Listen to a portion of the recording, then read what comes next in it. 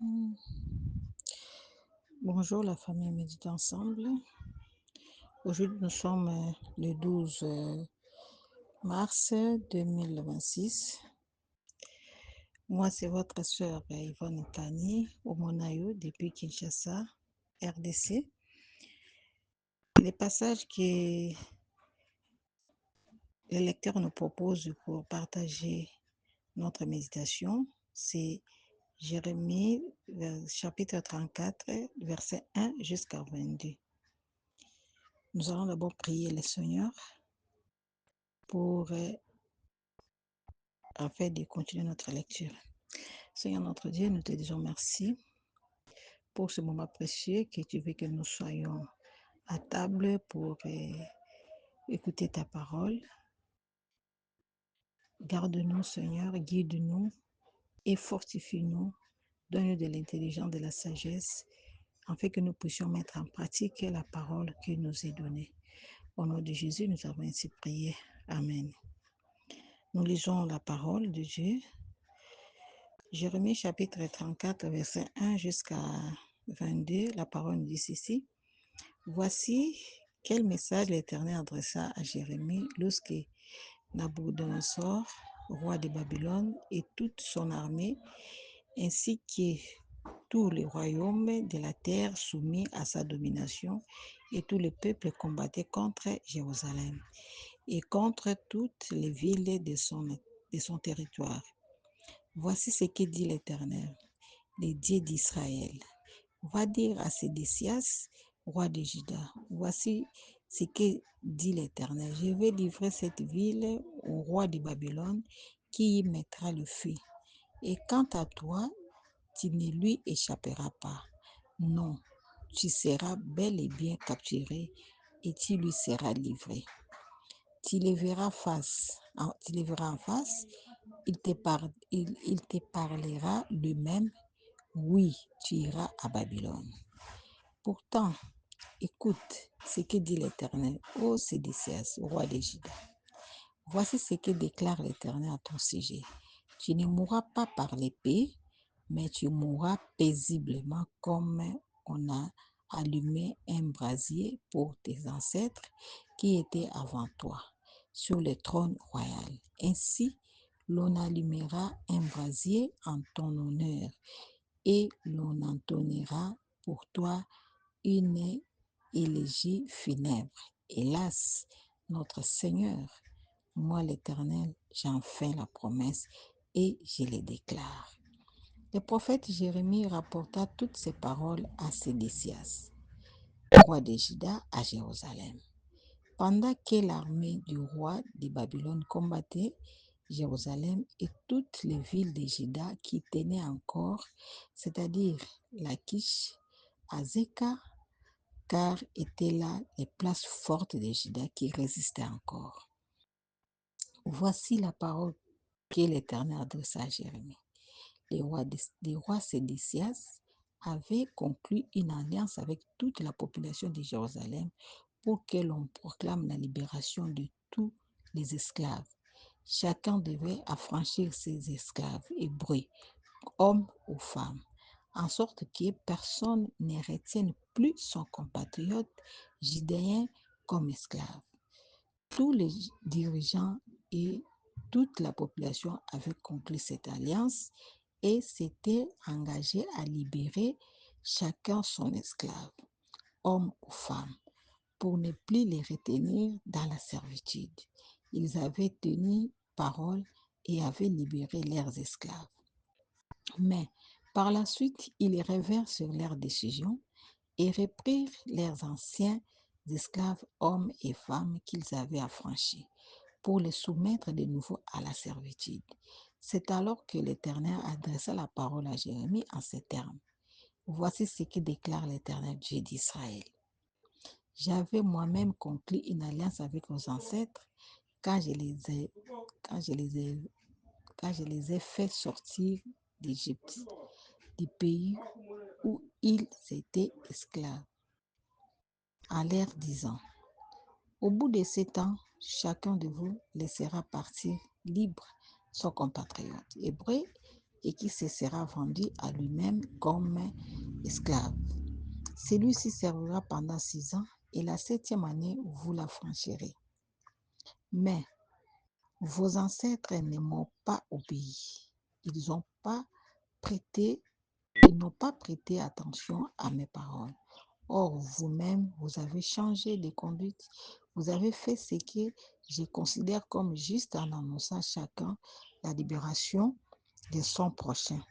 Vous avez pris des engagements par une alliance à ce sujet, devant moi dans le temple qui m'appartient. Mais ensuite, vous êtes revenu sur votre parole et vous m'avez déshonoré, car chacun de vous a repris ses anciens esclaves, hommes et femmes, que vous aviez affranchis et à qui vous aviez permis de disposer d'eux-mêmes à leur gré.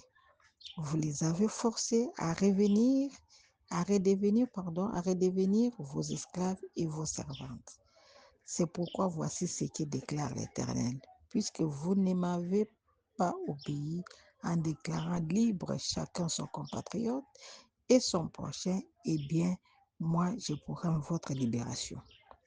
L'Éternel le déclare, votre libération pour l'épée, la peste et la famine. Et vous inspirerez l'effroi à tout le royaume de la terre.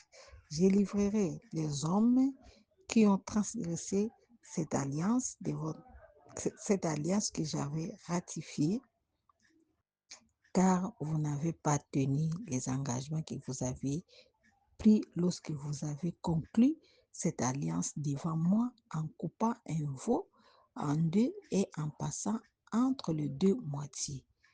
Vous, les dirigeants de Juda, de Jérusalem, les hauts fonctionnaires de la cour, les prêtres et tous les gens du pays qui êtes passés entre les deux moitiés du veau, je vous livrerai à vos ennemis et à ceux qui en veulent à votre vie. Vos cadavres serviront de pâture aux rapaces et aux animaux sauvages. Quant à Sédécias, roi de Juda, et à ses ministres, je les livrerai à leurs ennemis et à ceux qui veulent leur mort, à l'armée du roi de Babylone, qui vient de l'élever le siège. Je vais donner mes ordres, l'Éternel les déclare. Je les ferai revenir devant cette ville. Ils l'attaqueront, ils s'empareront, ils y mettront le feu et je ferai en sorte que les villes de Juda soient dévastées et privées d'habitants. Amen.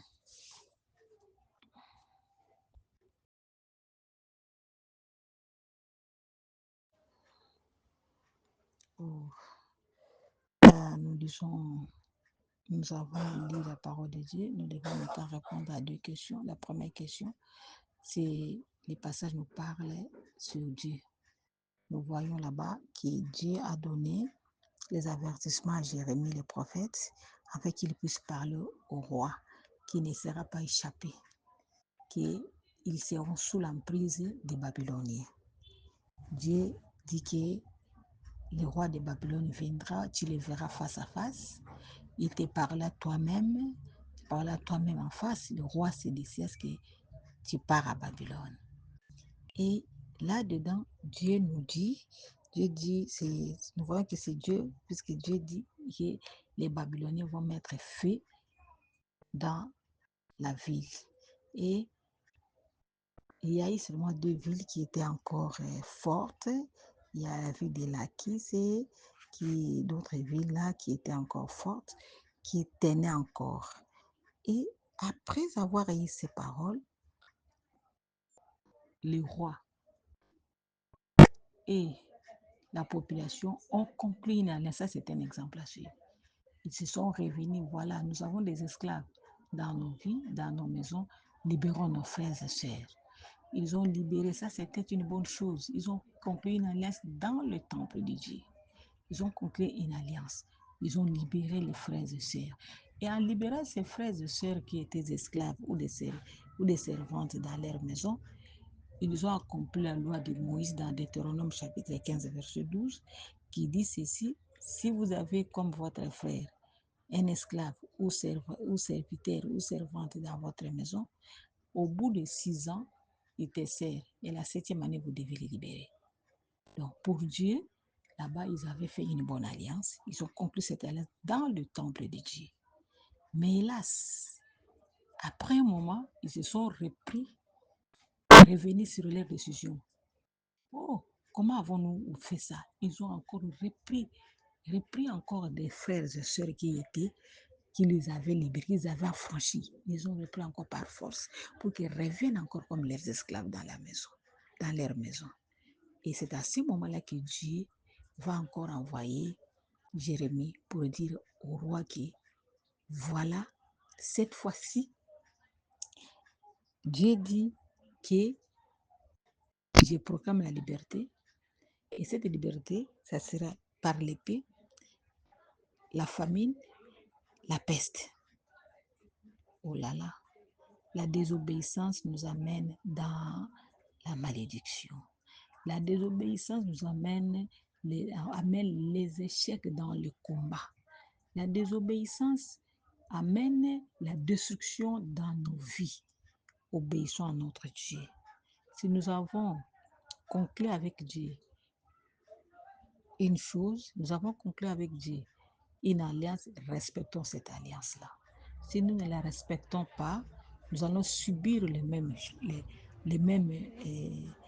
conséquences comme la parole de Dieu nous dit ici, comme il prévoit dans cette parole pour les cas des rois sédéciaires et la population de Juda. Nous, les enfants de Dieu, nous avons été affranchis par Jésus-Christ, notre Seigneur et Sauveur. Lorsque nous avons cru en notre Dieu, lorsque nous sommes devenus de nouvelles créatures, nous avons eu des engagements à faire devant lui. Vous avez pris des engagements, respectons les engagements. Puisque c'est lui qui fait un vœu et ne l'accomplit pas, il y a des conséquences néfastes. Vous avez fait un vœu devant l'Éternel.